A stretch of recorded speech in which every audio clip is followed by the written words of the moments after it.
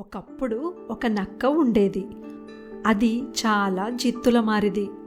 అడవిలో ఉన్న జంతువులకు ఏవో ఒక మాయమాటలు చెప్పి ఎప్పుడూ మోసం చేసేది. నక్క గురించి తెలిసిన జంతువులన్నీ దానికి దూరంగా ఉండేవి.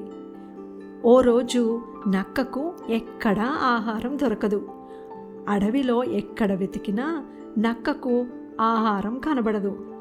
వేరే జంతువుల వద్ద ఆహారం ఉన్నా కూడా అవి నక్కను దగ్గరకు రానివ్వవు.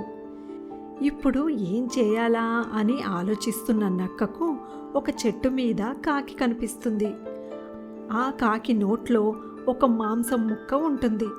అది చూసిన నక్క ఈ కాకికి ఏవైనా మాయమాటలు చెప్పి ఎలాగైనా ఆ మాంసం ముక్క కాజేయాలి అని అనుకుంటుంది నక్క. కాకి కూచున్న చెట్టు వద్దకు వెళ్ళిన నక్క, కాకి బావా, నిన్ను చూసి ఎంతకాలం అయ్యింది?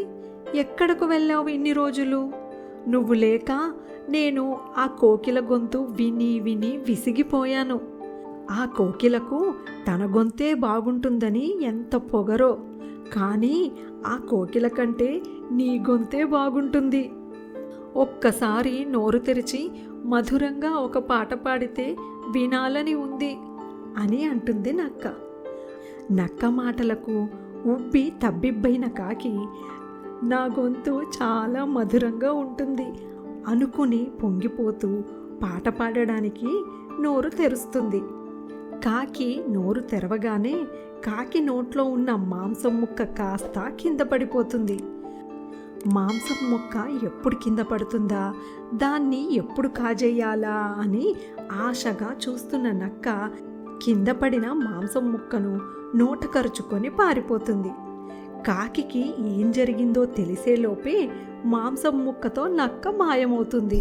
అనవసరంగా నక్క మాయమాటలు నమ్మి మోసపోయి నోటి దగ్గరి ఆహారం పోగొట్టుకున్నానని బాధపడుతుంది కాకి. అందుకే మనం ఎప్పుడైనా ముందు వెనుక ఆలోచించకుండా ఎవ్వరి మాయమాటలు నమ్మి మోసపోకూడదు.